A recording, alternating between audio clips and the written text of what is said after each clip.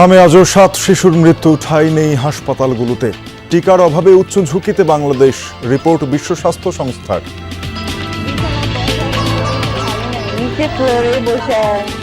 বাচ্চার চিকিৎসা করাইতেছি। বাচ্চাদের নিয়ে খুব অসুবিধা, ভোগান্তি হইতেছে, এখানে ঠিক পাওয়া যাচ্ছে না, বসার পর্যন্ত জায়গা নাই, এইরকম অবস্থা। গ্রামাঞ্চলে দিনের বেশিরভাগ সময়ই থাকছে না বিদ্যুৎ, তীব্র গরমে অতিষ্ঠ জনজীবন। কৃষি ও ব্যবসা বাণিজ্যেও বিরূপ প্রভাব। সারাদিন বসে আছি, কারেন্ট যায় আবার আইসে। 24 ঘন্টার মধ্যে 4 ঘন্টা কারেন্ট থাকে, 20 ঘন্টা থাকে না। বিদ্যুৎ বিভ্রাটের কারণে আমি খুব ভালো প্রিপারেশন নিয়ে এসএসসি পরীক্ষাতে অংশগ্রহণ করতে পারছি না। নাটোরের লালপুরে বিএনপির দুপক্ষের সংঘর্ষে আহত অন্তত 10। মহাসড়ক অবরোধ, মোটরসাইকেলে আগুন। সমাজে বাড়ছে নানা ধরনের অপরাধ, আইনি প্রক্রিয়ার সীমাবদ্ধতা নিয়ে প্রশ্ন। পরিবারের ভূমিকাও গুরুত্বপূর্ণ বলছেন সংশ্লিষ্টরা। আমাদেরকেও শুধরাতে হবে, আমরা যদি না শুধরাই তাহলে এই বিষয়গুলো থাকবেই। আমাদের মূল্যবোধের অবক্ষয় হচ্ছে, আমাদের যে রাজনৈতিক, সামাজিক, প্রাকৃতিক সংস্কৃতি, সেই সংস্কৃতি থেকে আমরা শিশুদেরকে সেই জায়গাটায় নিয়ে যেতে পারছি না। রানা প্লাজা ট্র্যাজেডির 13 বছরেও বিচার না হওয়ায় ক্ষোভ। বিভিন্ন কর্মসূচির মধ্য দিয়ে নিহত শ্রমিকদের স্মরণ।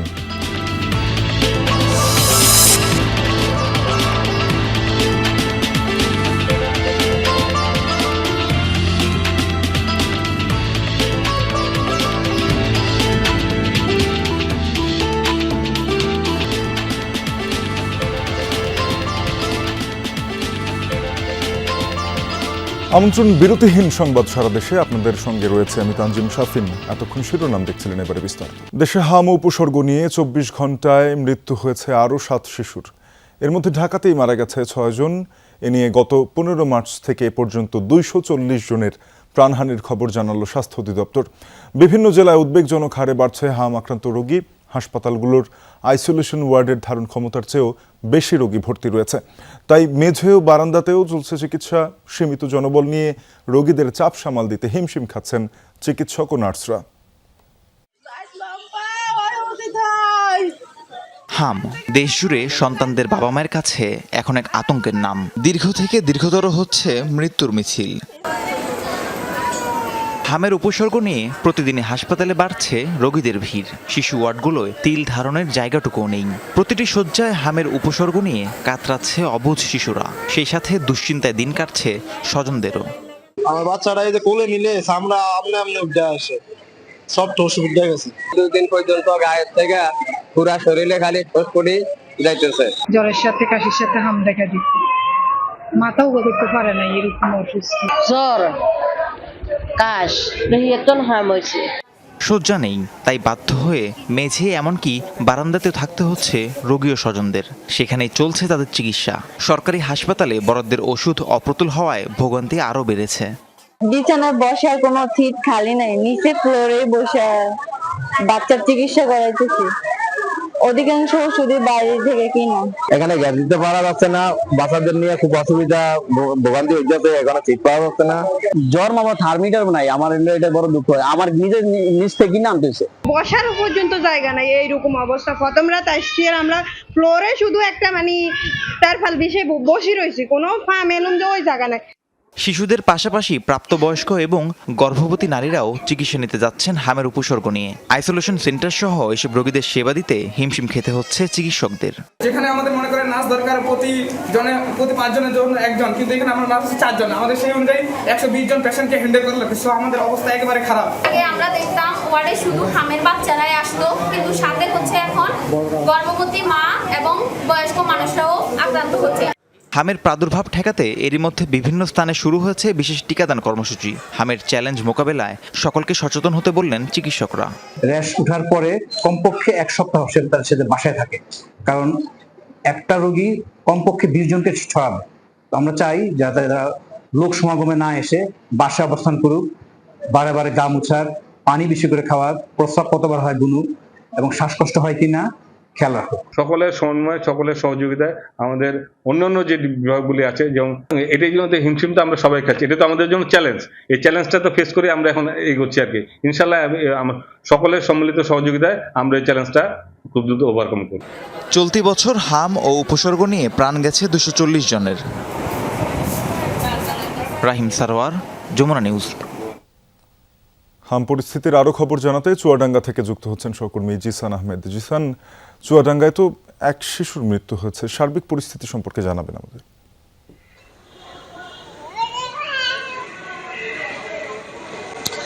শাফিন, আজ প্রথমবারের মতো হাম উপসর্গ নিয়ে এক শিশুর মৃত্যুর খবর আমরা পেয়েছি। তবে হাসপাতাল অর্থাৎ সিভিল সার্জনের কার্যালয় থেকে আমাদেরকে নিশ্চিত করেছেন আসলে তিনি হামে আক্রান্ত হয়ে মারা গেছিলেন কিনা সেটা এখনো নিশ্চিত নয়। এবং আমরা যেটা জেনেছি যে গত 15 এপ্রিল শিশুটি আসলে চুয়াডাঙ্গা সদর হাসপাতালে ভর্তি হন এবং তার শরীরে হামের নানা উপসর্গ সহ নানা শারীরিক জটিলতা কিন্তু সেই সময় ছিল, যার পরিপ্রেক্ষিতে তাকে ভর্তি করার পরে চিকিৎসা দেওয়া হয় এবং সে খানিকটা সুস্থতা অনুভব করলে গতকাল তাকে ছাড়পত্র দেওয়া হয়। গতকাল বাড়িতে ফেরার পর আবারও অসুস্থ হয়ে পড়েন এবং আজ সকালে সেই অসুস্থতাজনিত কারণে চুয়াডাঙ্গা সদর হাসপাতালে নেওয়া হলে চিকিৎসকরা ওই শিশুটিকে মৃত ঘোষণা করেন। সিভিল সার্জনের পক্ষ থেকে জানানো হয়েছে যে সে আসলে হামে আক্রান্ত ছিল কিনা সেটা আসলে এখনো পর্যন্ত নিশ্চিত নয়, তবে হামের যে উপসর্গ সেই উপসর্গগুলো তার শরীরে বিদ্যমান ছিল। এছাড়া কিন্তু আসলে চুয়াডাঙ্গা সদর হাসপাতাল থেকে এখনো পর্যন্ত 50 জনের বেশি শিশু এই হামজনিত রোগে আক্রান্ত হয়ে কিংবা হামের উপসর্গে আক্রান্ত হয়ে চিকিৎসা নিয়েছেন এবং বাড়ি ফিরেছেন। এর মধ্যে আমরা জানি যে এখনো পর্যন্ত 5 জন শিশু চুয়াডাঙ্গা সদর হাসপাতালে চিকিৎসা নিচ্ছেন। শাফিন। জিসান, ধন্যবাদ আপনাকে। জ্বালানি ঘাটতিতে বিদ্যুৎ উৎপাদন ব্যাহত হওয়ায় দেশে বেড়েছে লোডশেডিং। গ্রামাঞ্চলে দিনের বেশিরভাগ সময় থাকছে না বিদ্যুৎ, ফলে তীব্র গরমে জনজীবনে নেমে এসেছে দুর্ভোগ। কৃষি, শিল্প, ব্যবসা বাণিজ্য থেকে শুরু করে শিক্ষাক্ষেত্রেও নেতিবাচক প্রভাব স্পষ্ট হয়ে উঠেছে। এসএসসি পরীক্ষা চলছে, এর মাঝেই তীব্র হয়েছে বিদ্যুতের আসা যাওয়া। উপায় না থাকায় মোমের আলোতেই চলছে পাঠদান। প্রচণ্ড গরমে কষ্ট হলেও ভালো ফলাফলের জন্য তীব্র গরমে চলছে পরীক্ষার প্রস্তুতি। এটি কুড়িগ্রামের একটি বসত ঘরের চিত্র, যেখানে দিনে 6 ঘন্টারও বেশি থাকছে না বিদ্যুৎ, যার প্রভাব পড়েছে জনজীবনে। এবার এসএসসি পরীক্ষা দিচ্ছি, বিদ্যুৎ বিভ্রাটের কারণে আমি খুব ভালো প্রিপারেশন নিয়ে এসএসসি পরীক্ষাতে অংশগ্রহণ করতে পারছি না। রাতে খুব অল্প সময়ের জন্য বিদ্যুৎ দেখা দিলেও যাতে আমাদের পুরো সম্পূর্ণ পড়া কমপ্লিট হচ্ছে না। গরমের কারণে গা ঘামছে, ওই জন্য ভালো মতো পড়াশোনা করা যাচ্ছে না। এর মধ্যেই হাট বাজারগুলোতে কমে গেছে বিকিকিনি। লোডশেডিংয়ের প্রভাব পড়েছে কৃষিকাজেও। বড় আবাদে সেচ চাহিদা মেটাতে হিমশিম খাচ্ছে কৃষক। পানি দিতে পারবেন না, সারাদিন বসে আছি, কারণ এই যায় আবার আইসে, এই সারাদিন মিলি 1.5 বিঘের মধ্যে আমার হয়তো 20 শতক মাটি গেলা ভিজরে ভাই। 24 ঘন্টার মধ্যে 4 ঘন্টা কারেন্ট থাকে, 20 ঘন্টা থাকে না। একই চিত্র মৌলভীবাজারে। মোবাইলের ক্ষীণ আলোতেই চলছে শিশুদের পড়াশোনা, এতে ব্যাহত হচ্ছে তাদের পাঠদান। প্রচণ্ড গরমে হাঁসফাঁস অবস্থা শিশু থেকে সবার। ঘন্টার পর ঘন্টা কারেন্ট নাই, আমরা পড়তাম পারি না, সামনে আমরা পরীক্ষা। কারেন্ট নাই, আমি পড়তে পারি না, খুব বেশি গরম। লোডশেডিংয়ের প্রভাব পড়েছে নরসিংদীর শিল্প মিলগুলোতেও। দেশের 70% কাপড়ের চাহিদা পূরণ হয় এই জেলা থেকে। বিদ্যুতের আসা যাওয়ায় উৎপাদন নিয়ে দুশ্চিন্তায় মিল মালিকরা। মজুরি পাওয়া নিয়ে শ্রমিকরাও উদ্বিগ্ন। এখন আমরা আগে যা বেতন পাইতাম তার অর্ধেক বেতন আমাদের আসছে, এতে করে আমাদের সংসার চালাতে সমস্যা হয়। আমরা মধ্যই দিব, শ্রমিক চলতে পারতো না, মাঝে টেকা দিব, হয়তো মেলখানা চললে যা দিব। দৈনিক 1 কোটি গজ কাপড় তৈরি হয়। এখন বিদ্যুতের এই ঘাটতির কারণে 60-70 লাখ কাপড় হয়, এর বেশি হয় না। সরকারের কাছে একটা আবেদন জানাই যে আমাদের বিদ্যুতের জন্য নির্বাচন দেয় আর সুতার দামটা যাতে ঊর্ধ্বগতি না হয়। বিদ্যুৎ পরিস্থিতির দ্রুত উন্নতি না হলে আগামী দিনগুলোতে এই সমস্যা আরও প্রকট হতে পারে বলে মনে করছেন সংশ্লিষ্টরা। বিদ্যুৎ সরবরাহের এই সংকটময় পরিস্থিতিতে তাপস সরকার, যমুনা নিউজ। বিদ্যুৎ সরবরাহ পরিস্থিতির আরও খবর জানাতে দিনাজপুর থেকে যুক্ত হয়েছেন সহকর্মী মাহফুজুল হক। মাহফুজ, বড়পুকুরিয়া তাপবিদ্যুৎ কেন্দ্রের উৎপাদন তো বন্ধ রয়েছে, দিনাজপুর অঞ্চলে এর প্রভাব কতটা দেখছেন? দিনে কত ঘন্টা করে লোডশেডিং? আপনি যেমনটি বলেছেন যে বড়পুকুরিয়া তাপবিদ্যুৎ কেন্দ্র বন্ধ হয়ে গেছে, বড়পুকুরিয়া তাপবিদ্যুৎ কেন্দ্রের সাথে আসলে এই দিনাজপুরে জেলাভিত্তিক কোনো সম্পর্ক নেই। বড়পুকুরিয়া তাপবিদ্যুৎ কেন্দ্রের যে বিদ্যুৎটুকু উৎপাদন হয়ে থাকে এটা কিন্তু জাতীয় গ্রিডে চলে যায়। তারপরও যেহেতু সঞ্চালন লাইন এলাকার জেলা হিসেবে দিনাজপুরে বিদ্যুতের লোডশেডিং রয়েছে। আমরা কথা বলেছি পল্লী বিদ্যুতের সাথে, যে পিডিবির সাথে। তারা যে কথাটা বলেছে যে তাদের দিনাজপুর পল্লী বিদ্যুৎ 1 ও 2 এর অধীনে প্রায় আপনার যে চাহিদা তার অর্ধেকেরও কম চাহিদা বিদ্যুৎ পাচ্ছে তারা। পিডিবি শহরের অবস্থাও তাই, অর্ধেকের কম, অর্থাৎ 40 থেকে 42 মেগাওয়াট বিদ্যুতের চাহিদা রয়েছে দিনাজপুর শহরে, কিন্তু তারা পাচ্ছে 20 থেকে 21 মেগাওয়াট। পল্লী বিদ্যুতের দরকার 80 মেগাওয়াট, সেখানে পাচ্ছে তারা 40-এর নিচে। এ কারণে লোডশেডিং 2 থেকে 3 ঘন্টা পর পর লোডশেডিং দিতে হচ্ছে। লোডশেডিং এর পরিমাণ এবং বিদ্যুতের যে পরিমাণ এটা আসলে অনেক বেশি হচ্ছে। লোডশেডিং থাকতেছে বেশিক্ষণ আর বিদ্যুৎ থাকতেছে অল্প। আর যে বিদ্যুতের যে অবস্থা, এই অবস্থার কারণে দিনাজপুরের আম, লিচু থেকে শুরু করে ধান, এই যে ধান এখন পাকতে শুরু করবে কিছুদিন পরেই, এই ধানের উপরে প্রভাব পড়তে শুরু করেছে। এই ধানের উপরে প্রভাব পড়তে শুরু করায় আপনার এই প্রভাব পড়ার কারণে যে উৎপাদন কমবে বলে তারা কথা বলেছে। আমরা এখানকার একজন কৃষকের সাথে কথা বলতে চাই, তিনি জানাচ্ছেন আমাদেরকে এই বিদ্যুতের লোডশেডিং এর যে ভয়াবহ অবস্থা সেই সম্পর্কে তিনি জানাচ্ছেন। আচ্ছা, আপনাদের এখানটা যে লোডশেডিং হচ্ছে, যে পানি বড় ধানের জন্য যে লোডের মানে বিদ্যুতের যে দরকার, এটা আপনারা কিভাবে এটাকে করতেছেন, সামাল দিচ্ছেন? এটা তো কঠিন সমস্যা, দেশের আন্তর্জাতিক সমস্যা। লোডশেডিং বিদ্যুৎ আছে 1 ঘন্টা 3 ঘন্টায় নেই, তারপরে ডিজেল নাই, পেট্রোল নাই, মেশিন দিয়ে পানি ছেঁকবো, ডিজেল। তারপরে মানে একটু বৃষ্টি হয়েছে আকাশের, আল্লাহর রহমত, তাই একটু ধান মোটামুটি আগের তুলনায় আছে মোটামুটি ভালোই। এবার আবাদ কিরকম হবে মনে করতেছে? আবাদ তুলনামূলক কম হবে আবাদ। আপনি যেমনটি শুনলেন যে আসলে আবাদ তুলনামূলক কম হবে, কিন্তু এই যে লোডশেডিং এর যে ভয়াবহতা, এই লোডশেডিং যদি অব্যাহত থাকে তাহলে আমাদের দিনাজপুর অঞ্চলে যে উৎপাদন, ধান কৃষি নির্ভর এই দিনাজপুর অঞ্চলে কৃষকদের বড় ক্ষতি হবে বলে তারা মনে করছেন। শাফি। মাহফুজ, ধন্যবাদ আপনাকে। রাজশাহী অঞ্চলের উপর দিয়ে বয়ে যাচ্ছে মাঝারি থেকে তীব্র তাপপ্রবাহ। গত 22 এপ্রিল রাজশাহীতে সর্বোচ্চ তাপমাত্রা রেকর্ড করা হয়েছে 40 ডিগ্রি সেলসিয়াস, যা চলতি মৌসুমের সর্বোচ্চ তাপমাত্রা। গত কয়েকদিন থেকে তাপমাত্রা ওঠানামা করছে 38 থেকে 40 ডিগ্রি সেলসিয়াসের মধ্যে। এরই মধ্যে ভ্যাপসা গরমে বিপর্যস্ত হয়ে পড়েছে জনজীবন। আবহাওয়া অফিস বলছে এই দাবদাহ থাকবে আরও কিছুদিন। গত কয়েকদিন থেকে রাজশাহীতে তাপমাত্রা ওঠানামা করছে 38 থেকে 40 ডিগ্রি সেলসিয়াসের মধ্যে। এরই মধ্যে রাজশাহীতে হিটস্ট্রোকে একজনের মৃত্যুর ঘটনাও ঘটেছে। প্রখর রোদ আর ভ্যাপসা গরমে স্থবির হয়ে পড়েছে জনজীবন। খেটে খাওয়া ও কর্মজীবী মানুষের কষ্ট বেড়েছে কয়েক গুণ। জনজীবন তো একটা দুর্বিষহ পরিস্থিতিতে যাচ্ছে গরমের কারণে। এর মধ্যে আবার অবশ্য বাড়তি চাপ তৈরি হয়েছে, ওটা অস্বীকার করার সুযোগ নেই যে বিদ্যুতের ঘাটতি তো হচ্ছে বা সঠিক সময় পাওয়া যাচ্ছে না। এত তাপমাত্রা যে আমরা মানে ঘরের ভিতরেও টিকা মনে হচ্ছে মুশকিল হয়ে যাচ্ছে আর কি। এই কারণে তো কাজ ছেড়ে কিন্তু এখন পুকুরে ঝাঁপ দেওয়ার ইচ্ছে হচ্ছে। বৈরী এই আবহাওয়ায় সবচেয়ে বেশি বিপাকে পড়েছেন খেটে খাওয়া শ্রমজীবী মানুষ। তীব্র রোদ আর গরম উপেক্ষা করে কাজ করছেন তারা। কাজ শেষে ক্লান্ত শরীরে অনেকেই রাস্তার পাশে গাছের ছায়ায় বসে বিশ্রাম নিচ্ছেন। 2 ঘন্টা 3 ঘন্টা কারেন্ট থাকছে না, রাত্রিবেলাতে আপনার ফুল ঘিরে বেড়াতে হচ্ছে, ছেলেপিলেগুলো বাইরে বসে থাকতে হচ্ছে। মানুষ বাড়িতে শান্তি পেয়েছে না ভাই, প্রচুর রোদ গরম ভাই। এই ধরেন এখানে বসে আছে, ভালো লাগছে আমাদেরকে। এদিকে তীব্র গরমে অতিরিক্ত লোডশেডিংয়ের কারণে সাধারণ মানুষের জীবনযাত্রা হয়ে উঠেছে চরম দুর্বিষহ। ঘরে বাইরে মিলছে না প্রশান্তি।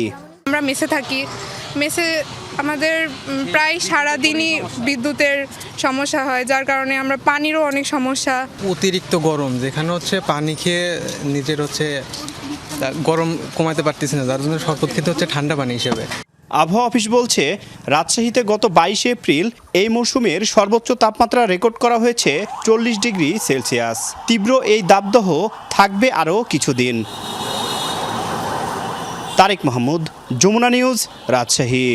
রাজধানীর বাইরে তেল সংগ্রহে জেলায় জেলায় ভিন্ন ভিন্ন পরিস্থিতির মুখোমুখি হচ্ছেন গ্রাহকরা।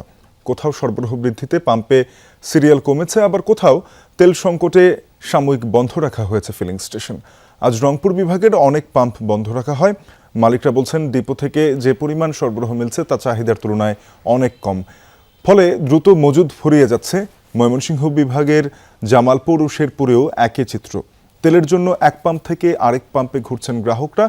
চট্টগ্রাম ও খুলনায় জ্বালানি তেলের সরবরাহ বৃদ্ধিতে ভোগান্তি কমেছে, তবে দুই বিভাগের কিছু জেলায় এখনও সংকট রয়েছে। সাময়িকভাবে বন্ধ রয়েছে অনেক ফিলিং স্টেশন। তেলের দাম বৃদ্ধি ও ডিপো থেকে সরবরাহ কিছুটা বাড়ানোর পর রেশনিং পদ্ধতি বহাল থাকলেও তেল দেওয়ার পরিমাণ বাড়ানো হয়েছে। স্কিম বাড়িতে পানি দেবো শ্যালো দিয়ে, তার তেল বেরিয়েছি, তো আজকে বলে তেল নাই, বলে কালকে বলে তেল দিবে। কৃষকের তো বাঁচার মতন কোনো পথ নেই। সিলে লাগাইছি আজকে 2 দিন হলো, কিন্তু বাইরের গাড়িতে তেল দিতেছে 20টা কি 30টা, তার বেশি দেয় না। পাম্পে কোনোদিন তেল বন্ধ রাখে নাই, আজকে 2 দিন ধরে আমি পাম্পে খাওয়া নাই দাওয়া নাই পাম্পে পড়ে রয়েছি। আজকেও তেল পাই নাই, আগামী 27 তারিখে পাই কিনা তাও সন্দেহ আছে। জ্বালানি তেল সরবরাহ নিয়ে আরো জানাতে জামালপুর থেকে যুক্ত হয়েছেন সহকর্মী সাগর ফরাজি।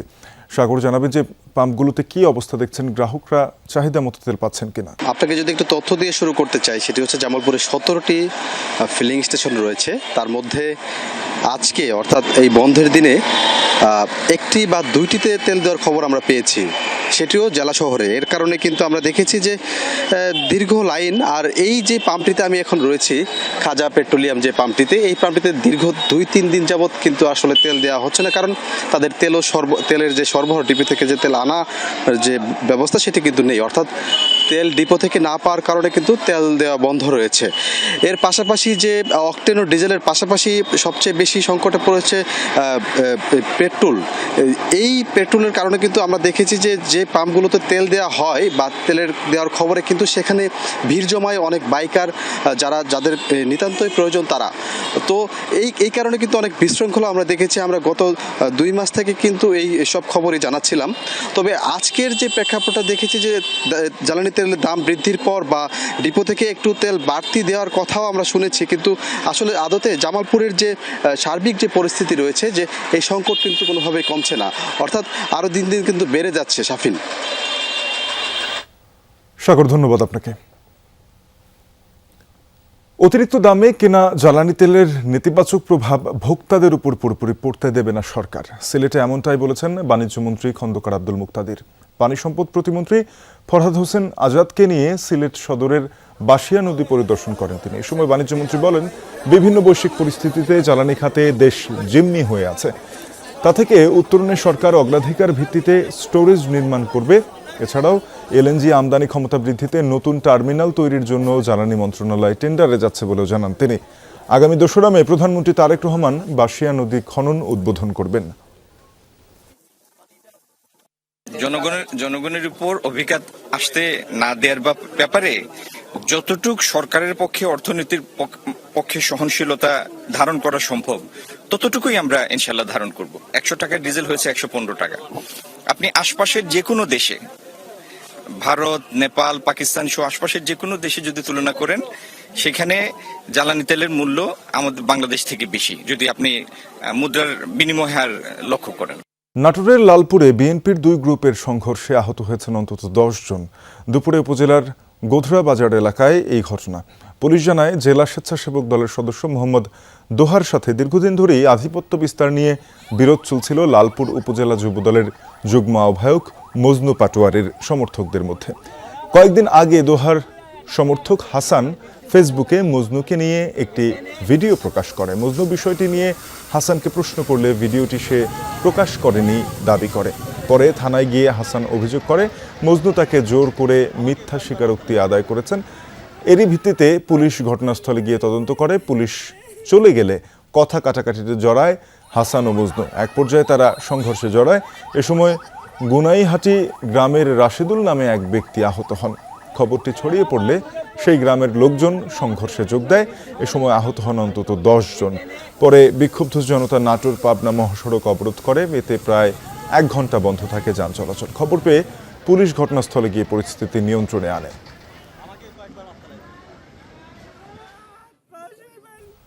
পাবনার ঈশ্বরদী সরকারি কলেজে সংঘর্ষের ঘটনায় শিবির নেতাকর্মীদের নামে মামলা করেছে ছাত্রদল। কলেজ শাখা ছাত্রদলের সভাপতি মীর আসেম খালিদ বিন পার্থিব ঈশ্বরদী থানায় বাদী হয়ে মামলাটি করেন। এতে উপজেলা শাখার শিবির সভাপতিকে প্রধান আসামি করা হয়েছে। ৩১ জনের নাম উল্লেখের পাশাপাশি মামলায় অজ্ঞাত আসামি করা হয়েছে ৬০ থেকে ৭০ জনকে। চট্টগ্রাম সিটি কলেজের সংঘর্ষের ঘটনায় বৃহস্পতিবার ঈশ্বরদী সরকারি কলেজে পাল্টাপাল্টি কর্মসূচির ডাক দেয় ছাত্রদল ও শিবির। এ নিয়ে দেখা দেয় উত্তেজনা, এক পর্যায়ে বাধে সংঘর্ষ। এ সময় ছাত্রদলের অস্থায়ী একটি কার্যালয় ভাঙচুর করা হয়।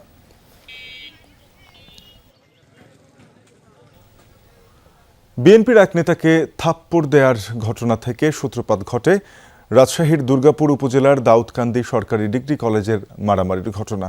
এরপরে স্থানীয় বিএনপির ওই নেতা চড়াও হন ডেমনস্ট্রেটর আলেয়ার উপরে, যার ভিডিও সামাজিক যোগাযোগ মাধ্যমে ছড়িয়ে পড়ে। প্রত্যক্ষদর্শীরা জানান, বিএনপি নেতারা মারধর করার আগে আলেয়া অন্তত ৩ জনকে মারপিট করেন। এই থাপ্পড়ের ঘটনা থেকেই সূত্রপাত ঘটে হাতাহাতি ও মারামারি। রাজশাহীর দুর্গাপুরের দাউদকান্দি ডিগ্রি কলেজে বৃহস্পতিবার স্থানীয় এক বিএনপি নেতা ও ওই কলেজের প্রদর্শক আলেয়া খাতুনের হাতাহাতির এই ঘটনা ছড়িয়ে যায় সামাজিক মাধ্যমে। আলেয়া খাতুনের দাবি, ডিগ্রি দ্বিতীয় বর্ষের পরীক্ষা চলাকালে নিয়ম ভেঙে বিএনপি নেতারা এসেছিলেন চাঁদা চাইতে। চিঠিটা যে তাফসির মাহফিলে চিঠির দাওয়াত করতে আসছে, এই দাওয়াতটার উদ্দেশ্য হচ্ছে তাদের টাকা লাগবে। আমি যে বললাম যে আপনারা আসছেন ঠিক আছে, মানে কয়েকজন মিলে একটু যে বললে তো হয়, 2-4 জন। তো যে 2-4 জন কেন যাবে, 2 জন কেন যাবে, আমরা সবাই যাব। উনি প্রথমে আমাকে অ্যাসাল্ট করেন, মোবাইল কেড়ে নেয় যারা আসছিলেন। তবে স্থানীয় বিএনপি নেতার দাবি, তাফসিরুল কোরআন মাহফিল আয়োজনের জন্য প্রতিবারের মতো এবারও কলেজের মাঠ ব্যবহারের অনুমতি ও আর্থিক সহায়তা চাইতে যান তারা। আলেয়া খাতুন তাদের সঙ্গে দুর্ব্যবহার করলে পরিস্থিতি ভিন্ন দিকে মোড় নেয়। ইসলামের কথা বলতে গেলে, কোরআনের কথা বলতে গেলে অত্র এলাকার হিতৈষী ব্যক্তিরা কিন্তু টাকা দিয়ে কিন্তু এই প্রতিষ্ঠা ইয়েটা করতে হয়, অনুষ্ঠানটি করতে হয়। সেই অনুসারে আমরা বললাম যে স্যার কিছু আর্থিক খরচও হয়তো আপনি যা পারবেন তা দেবেন। তখন তিনি বললেন যে আমার 100 স্টাফ আছে, আমরা একটা মিটিং করে নিই, আপনাদেরকে আর্থিক সহযোগিতা করবো। কিন্তু এই মুহূর্তেই যখন এই মোবাইলটা সরাতে বলেছি, তখনই মনে করেন মারফুলটা যাকে তাকে যে কথা বলছে তাকেই চল, যে কথা বলছে তাকেই চল। মূল আবেদন আমাদের কলেজ মাঠ, যে কলেজ মাঠটা আমাদের প্রয়োজন। এই কারণে আপনাদেরকে দাওয়াতও করতে আসছি এবং কলেজ মাঠটা আমাদের প্রয়োজন। এই আমাদের সভাপতি সাহেব আসছে, এই বিষয়ে কথা বলবে কিছু। আপনি এত উত্তেজিত হচ্ছেন কেন? তো বলছি, আরে তোর সঙ্গে কি কথা বলবো, তুই তুই তুই তো আমার বাড়ির পাট। বিএনপি নেতারা বলেন, তর্কাতর্কির এক পর্যায়ে 3 দফায় আলেয়া খাতুন অধ্যক্ষের ঘরে ও বাইরে স্থানীয় বিএনপির 3 জন নেতাকর্মীর উপর হামলা চালান। মনে করেন একের পর 5 জনকে এভাবে বেয়াদত করেছে ঘরের ভিতরে। তারপরে ওই যে আফাজ যখন মোবাইল নিয়ে বাইরে চলে আসছে, ঘর মধ্যে আসছে, বাইরে চলে আসছে, বাইরে আসে মনে করেন বেয়াদত করে ফেলা দিয়ে একবারে মারে ফেলতে লাগছিল। দাউকান্দির ভিতর কোনো লোক বলতে পারবে না যে ওই মহিলা কোনো দল করে কি বিএনপি করে কিনা, কিন্তু এই মহিলা একটা বাজে মহিলা। আমি চাচ্ছি তার সঠিক তদন্ত করে তার একটা দৃষ্টান্ত শাস্তিমূলক কিছু করা হোক। কলেজ অধ্যক্ষের দাবি, তাফসিরুল কোরআন মাহফিলের জন্য আর্থিক অনুদান দিতে তিনি সম্মত হবার পরেও কিছু ব্যক্তি উদ্দেশ্যমূলকভাবে হামলা চালায়। আমাকে প্রথমে বলেছেন কিছু সহযোগিতার কথা। আমি বলছি কী ধরনের সহযোগিতা? বলছে আর্থিক কিছু সহযোগিতা। তখন আমি বলছি আমি 100 শিক্ষককে নিয়ে প্রতিষ্ঠান চালাই, আমি 100 শিক্ষকের সাথে বৈঠক করে আপনাদের সিদ্ধান্তটা জানাবো এবং আপনার নির্ধারিত দিনে আমি ওইখানে অংশগ্রহণের চেষ্টা করব ইনশাল্লাহ। ওনারা ওইখানে চলে গেছেন, খুব ভদ্রভাবে ইন্ডিং টেনে চলে গেছেন। তো ওইখান থেকে যাওয়ার পরে কার দ্বারা অনুপ্রাণিত বা কী হয়েছেন আমি বলতে পারবো না। ক্যামেরার সামনে কথা বলতে রাজি না হলেও পুলিশ জানায়, এ ঘটনায় এখনও কোনো পক্ষ থেকেই অভিযোগ দেওয়া হয়নি। অন্যদিকে ঘটনার ভিডিও সামাজিক মাধ্যমে ছড়িয়ে পড়ার পর বিএনপি দল থেকে একজনকে বহিষ্কার করেছে। রাহিম সারোয়ার, যমুনা নিউজ। সমাজে বাড়ছে কিশোর অপরাধ, শিক্ষা প্রতিষ্ঠানে সহিংসতা এবং পারস্পরিক বিরোধকে ঘিরে নানা অপরাধে জড়িয়ে পড়ছেন বিভিন্ন শ্রেণী পেশার মানুষ। এতে প্রাণহানি ঘটছে, অনেকে আহত হচ্ছেন, বাড়ছে মামলা মোকদ্দমা। তবুও পরিস্থিতির দৃশ্যমান কোনো উন্নতি নেই। প্রশ্ন উঠেছে, শুধু আইন প্রয়োগ করেই কি এসব নিয়ন্ত্রণ করা সম্ভব? বিশেষজ্ঞরা বলছেন, পরিবার, শিক্ষা প্রতিষ্ঠান ও রাষ্ট্র থেকে সমন্বিত উদ্যোগ না নিলে পরিস্থিতি আরও অবনতি হবে। হোসাইন শাহিদের প্রতিবেদন। ময়মনসিংহ নগরীর ভাটিকাশর এলাকার হোলি ফ্যামিলি স্কুলের সামনে কিশোর গ্যাংয়ের প্রকাশ্য মহড়া। যে বয়সে থাকার কথা বই খাতার সঙ্গে, সেই বয়সেই ছোটখাটো বিরোধ থেকে শুরু করে বড় ধরনের সহিংসতায় জড়িয়ে পড়ছে এসব কিশোর। প্রশ্ন উঠছে, কেন এমন হচ্ছে? আমাদের মূল্যবোধের অবক্ষয় হচ্ছে, আমাদের যে রাজনৈতিক, সামাজিক, প্রাকৃতিক সংস্কৃতি, সেই সংস্কৃতি থেকে আমরা শিশুদেরকে সেই জায়গাটায় নিয়ে যেতে পারছি না। শুধু কিশোররাই নয়, উচ্চশিক্ষা প্রতিষ্ঠানগুলোতেও বাড়ছে আধিপত্য বিস্তারের লড়াই। বিশ্ববিদ্যালয় ও মেডিকেল কলেজের মেধাবী শিক্ষার্থীরাও জড়িয়ে পড়ছেন ক্ষমতার দ্বন্দ্বে। মেধাবীরা কেউ মৃত্যুর সঙ্গে লড়ছেন, আবার কেউ মামলার আসামি হয়ে ক্লাস ফেলে আত্মগোপনে। এর ফলে ক্ষতিগ্রস্ত হচ্ছে শিক্ষার পরিবেশ। ইন্টার এবং ইউনিভার্সিটি কিংবা মেডিকেল কলেজ বা অন্যান্য ইনস্টিটিউটসে টিচাররা যতটুকু মনোযোগ দিতেন ছাত্রদের প্রতি বা ছাত্রদের প্রতি যতটুকু দায়িত্বশীল ছিলেন, এখন দায়িত্বশীলতার থেকে শিক্ষকেরা কিছুটা ব্যবসায়িক দিকে চলে গেছেন বিভিন্ন লেভেলে।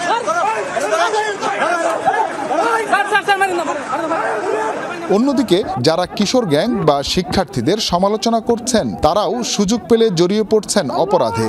ভালুকার দীপুদাস হত্যাকাণ্ডে দেখা গেছে বিভিন্ন বয়সের শ্রেণী পেশার মানুষ অংশ নিয়েছে গণপিটুনির মতো ভয়াবহ ঘটনায়। জমিজমা নিয়ে পারস্পরিক বিরোধে সংঘর্ষে জড়াচ্ছে নারী পুরুষ।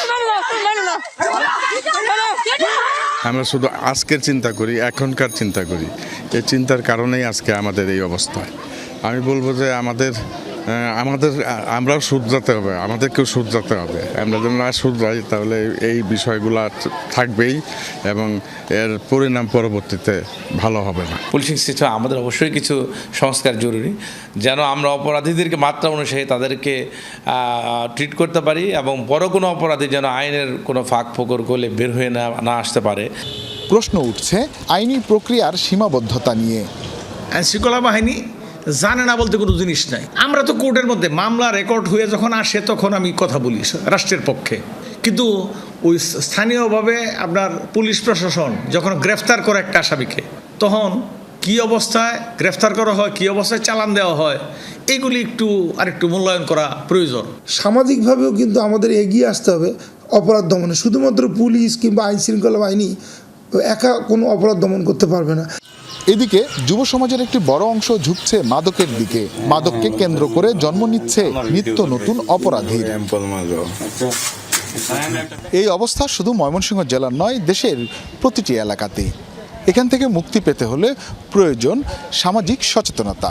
এই কথাটি যত সহজে বলা যায়, কিন্তু এই কাজটি তত সহজ নয়। এর জন্য প্রয়োজন সম্মিলিত উদ্যোগ, যেখানে কঠোর হতে হবে রাষ্ট্রকেও এবং ভূমিকা রাখতে হবে গণমাধ্যমকেও, বলছেন সংশ্লিষ্টরা। হুসাইন শাহিদ, যমুনা নিউজ, ময়মনসিংহ।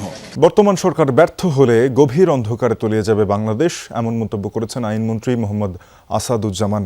দুপুরে যশোর জেলা আইনজীবী সমিতির মতবিনিময় সভায় মন্ত্রী বলেন, মানুষের আঙুল থেকে ভোটের অমোচনীয় কালি মোছার আগেই শুরু হয়েছে ফ্যামিলি কার্ডের কার্যক্রম।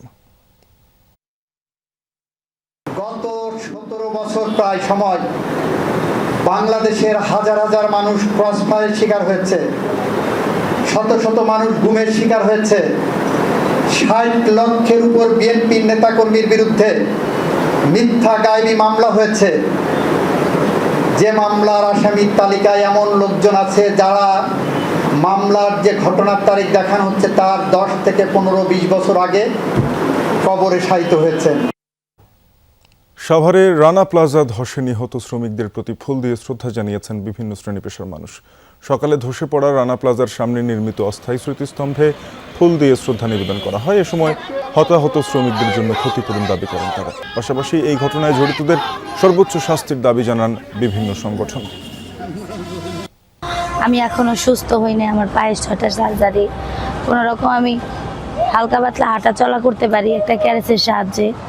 নতুন সরকারের কাছে প্রত্যাশা এবং দাবি আমাদের জন্য অনতি বিলম্বে এই রানা প্লাজার জায়গাটি আমাদের জন্য বহুতল একটা ভবন তৈরি করা হয় এবং সেখান থেকে আমাদের যে আয় হবে সেই আয়গুলো আমাদের জন্য পুনর্বাসনের ব্যবস্থা করতে দেওয়া। দর্শক, এই ছিল সংবাদ সারা দেশে।